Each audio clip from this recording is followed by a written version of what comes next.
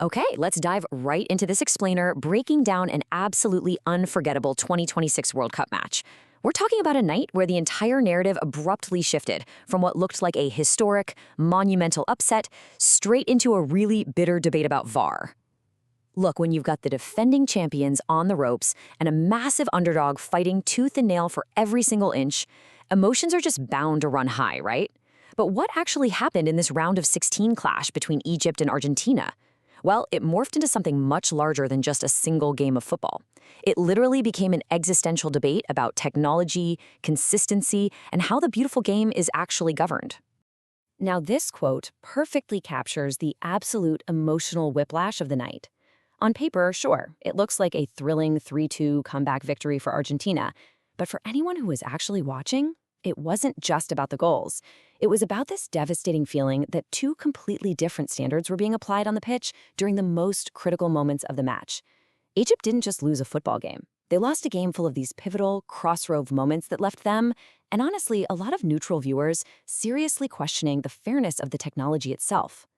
Part 1, the night of chaos. Before we even start analyzing the refereeing, we really have to appreciate the sheer scale of the shock Egypt was delivering to the reigning champions. Let's start with the hard facts. We're looking at a highly explosive knockout match in Atlanta, overseen by referee Francois Letexier. This match featured a disallowed Egyptian goal that would have changed literally everything, plus some late penalty appeals that ignited a massive global argument. Now, these aren't just minor footnotes. These are the structural pillars of a match that completely broke down in the eyes of the underdog. I mean, for most of the match, Egypt was genuinely rattling the champions. They actually take the lead through Yasser Ibrahim, then Mostafa Shubair miraculously saves a penalty from literally Lionel Messi himself. Argentina looked undeniably nervous. And when Zico finished off this fast, beautiful, brutal counterattack, it really felt like we were watching knockout football history being written right in front of us. Egypt was absolutely fearless, and the story looked so simple. The giants were falling.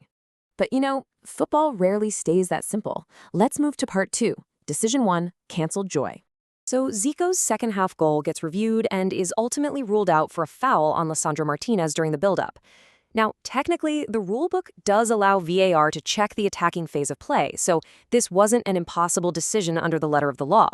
But as former Premier League referee Mark Halsey argued, this brings VAR's clear and obvious error threshold into some very serious question. Halsey's point wasn't that there was zero contact. It was that football naturally has contact all the time. Not every minor touch should erase a brilliant goal, right? And this right here brilliantly illustrates Egypt's core frustration. Football inherently relies on flow and physicality. So the question is, should VAR really be acting like some joy-killing detective, searching way back into a play just to find a technicality? When a system that was designed to fix glaring, obvious mistakes starts microscopically analyzing a minor contact, the whole spirit of the game starts to feel really compromised. Which brings us to part 3, Decision 2, the missing penalty. This is stoppage time, and this is where Egyptian frustration morphed into absolute, outright fury. Look at the timeline of this rapid, brutal, whiplash Egypt experienced in a matter of moments. Step 1, Mohamed Salah goes into the Argentina box and appears to be caught by Julian Alvarez. He goes down. Step 2, the referee completely ignores it. Step 3, VAR stays totally silent. No monitor check, no pause, nothing. Step 4, Argentina instantly launches a counterattack. And Step 5, Enzo Fernandez scores the winning goal. In the span of maybe a minute, Egypt went from a potential penalty to take the lead, all the way to conceding the goal that sent them packing.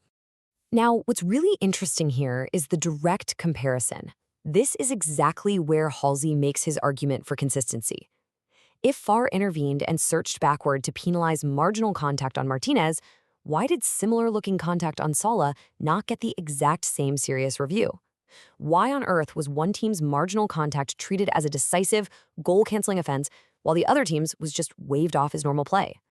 And that takes us to part 4, the problem of symmetry.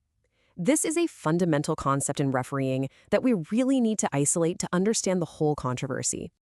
Symmetry means it's not just about whether a referee is naturally strict or naturally lenient. That's just style.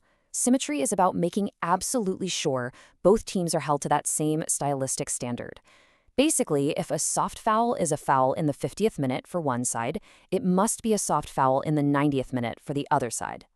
As we can see, this lack of symmetry is the absolute strongest criticism of the officiating team. Football fans can accept strict officiating and they can accept lenient officiating, but they absolutely cannot and will not accept strictness for one team and leniency for the other. When that symmetry breaks down, the integrity of the entire match just feels fractured. To organize the emotional chaos of the evening, Egypt basically has three undeniable grievances that built their narrative. First, a beautiful goal canceled by a far-back VAR check. Second, a late penalty appeal for their star player completely ignored. And third, the agonizing reality of Argentina scoring the winner immediately after that non-call, which made the referee's decision feel incredibly heavy. This combination is precisely why it felt like the story was being aggressively pulled back toward Argentina at every major crossroads.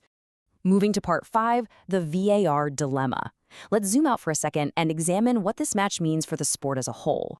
Look, refereeing is about control, just as it is about the law.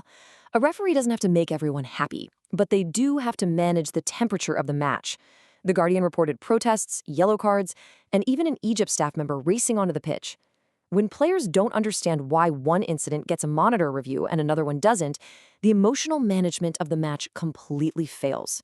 The referee lost the trust of the players, and chaos just took over. Now, a really crucial distinction we need to make here. Claiming a match was fixed or rigged is a massive accusation that requires serious, concrete evidence well beyond just anger and video clips. We aren't doing that here. However, pointing out the severe inconsistency in how VAR was applied is a completely fair, factual, and valid argument. The standard looked entirely inconsistent, and that shattered Egypt's trust in the final result. VAR was supposed to end arguments, but here it just changed the style of the argument. Instead of arguing about what the referees saw, we're now arguing about why VAR chooses to look at one thing and completely ignore another.